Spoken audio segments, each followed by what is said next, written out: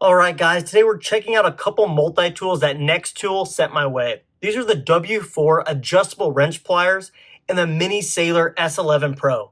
Now if you've been around the EDC world for a while, you'll know that Leatherman usually owns this space.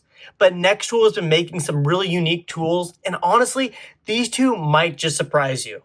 So let's dive in and see if they can really compete with Leatherman. First up, the W4. This thing is basically pliers and an adjustable wrench combined. You don't see that every day in a multi-tool, and it gives you a lot of versatility that you don't usually get in the pocket. Then we've got the Mini Sailor S11 Pro. It's a much smaller tool, pocket friendly, but still packs in scissors, a blade, and a handful of other useful features. Think of this almost like a compact alternative to the Leatherman Squirt or Micro. Let's start with the W4. The big selling point here is, of course, the wrench jaws. You can adjust it to fit different size nuts and bolts, which is just something you don't see in the Leatherman lineup. Leatherman pliers are great for gripping and crimping, but if you need an actual adjustable wrench, you're out of luck. The W4 also includes a few other hidden functions. We have a diamond file, a saw blade, and a knife blade. All the usual suspects. But the highlight is definitely that wrench slash plier combo.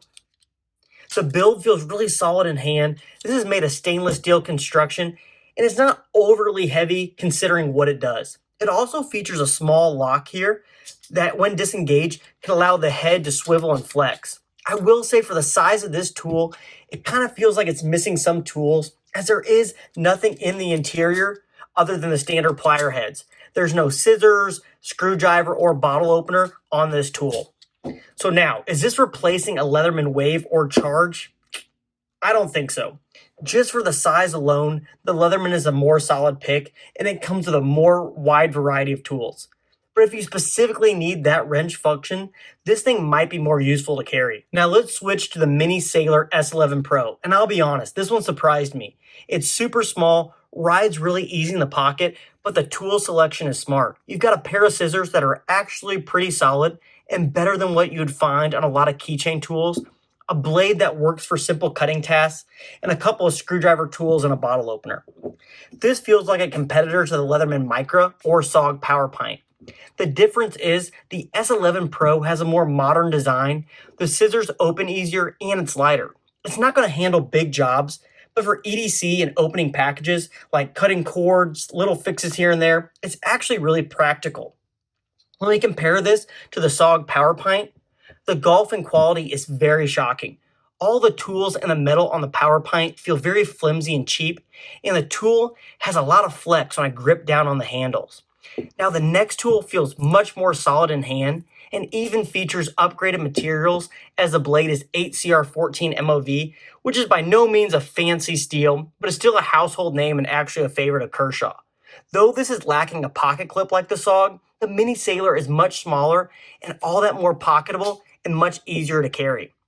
The Power Pint features a few more tools, but it comes in with a much larger footprint. The Mini Sailor just feels so much nicer in hand compared to this, and honestly, having this in the collection now, I cannot see myself ever reaching for this again. So where does this leave us with Leatherman? Well, Leatherman is still the king when it comes to build quality, warranty, and the sheer number of tools they can cram into something like the Wave Plus. If you want the most functions and something proven, it's still the safe bet. But here's the thing. Leatherman plays it safe with design. Nextool is experimenting. The W4 gives you an adjustable wrench, which you won't get on any other Leatherman. The S11 Pro gives it a really solid tool set and a really small form factor. They're not trying to copy Leatherman, they're trying to fill niches that Leatherman leaves open. In recent years, I think Leatherman has seemingly lost its way. With massive price increases, discontinuations, and mind-numbingly limited releases, Leatherman is no longer what it once was. Fortunately, we're beginning to see new companies enter this space and bring innovation that has been missing for a while, all while delivering it at half the cost. And that's what makes these really interesting. Really quick rundown on some pros and cons on these two tools.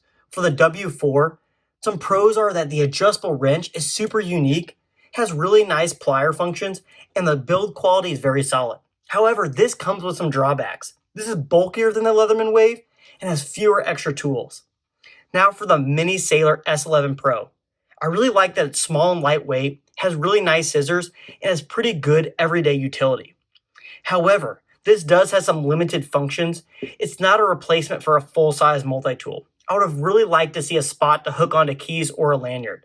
So they're not Leatherman killers, but they don't need to be. They're offering something different. At the end of the day, are these bringing about the end of Leatherman? I don't really think so. I don't think Leatherman's going anywhere. But what I really like about Nextool is they're making tools that fit specific roles.